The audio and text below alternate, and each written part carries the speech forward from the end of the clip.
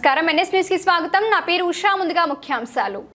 అంబేద్కర్ కోనసీమ జిల్లా ఆత్రేయపురం మండలం పిచ్చుకలంక వద్ద సోమవారం ఉదయం ముఖ్యమంత్రి చంద్రబాబు నాయుడు పర్యటనకు సంబంధించి అధికార యంత్రాంగం చురుగ్గా ఏర్పాట్లు చేస్తున్నారు. గోదావరి డెల్టాకు జీవనాడిగా నిలిచే ధవళేశ్వరం సర్ ఆర్థర్ కాటన్ బ్యారేజ్కు 150 కోట్ల రూపాయలతో 117 గేట్ల ఆధునీకరణ మరమ్మతుల పనులను ముఖ్యమంత్రి చంద్రబాబు నాయుడు సోమవారం శ్రీకారం చుట్టనున్నారు.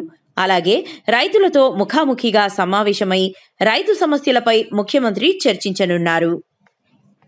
రేపు ఉదయం 10:30 గంటలకు గౌరవ ముఖ్యమంత్రి, అభివృద్ధి ప్రదాత, రైతు బాంధవుడు శ్రీ నారా చంద్రబాబు నాయుడు గారు సర్ ఆర్థర్ కాటన్ ధవళేశ్వరం బ్యారేజీ గేట్ల మరమ్మతుల పనులు శ్రీకారం చుట్టడానికి వస్తున్నారు.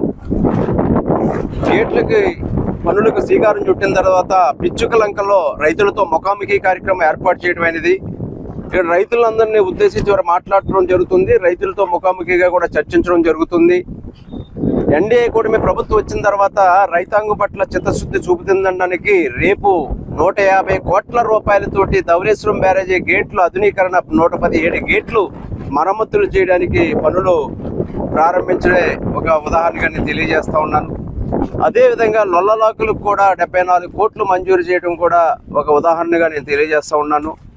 రాష్ట్రంలో అనేక నీటిపారుదల రంగాన్ని రైతులకు ఉపయోగపడే విధంగా తీర్చిదిద్దే విధంగా చేయడంతో పాటు, రైతులకు అనేక రకాలైన ప్రయోజనాలు చేకూర్చే విధంగా చేయడంతో పాటు, మన గోదావరి డెల్టా కాపాడాలనే ఆలోచనతో కనీసం గత ప్రభుత్వం, గొడ్డలి ప్రభుత్వంలో గ్రీజు, ఆయిల్స్, బేరింగ్లు కూడా ఓఎన్ఎం కూడా చేయకుండా వదిలిపెట్టి పాడైపోయిన స్థితిలో ఉన్నటువంటి ధవళేశ్వరం బ్యారేజీని కాపాడడానికి ఈనాడు ఈ కార్యక్రమాన్ని ఆయన చేపట్టడం జరిగింది.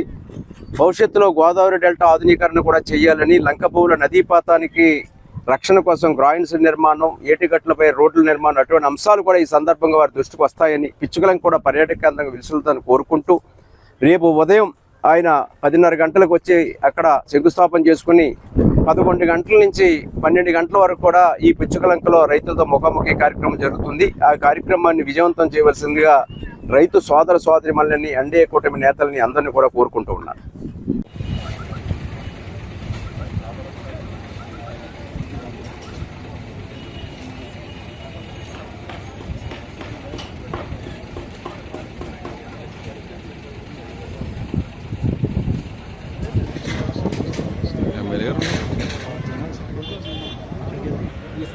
ఎక్కడైనా నాకు ఎప్పుడైనా కూడా లేవా మరి ఏదో పక్కన రోడ్డు పక్కన నిలబెట్టండి, 4 లక్షలు ఎక్కడ చెప్తారు, శాటిస్ఫై అవుతారు.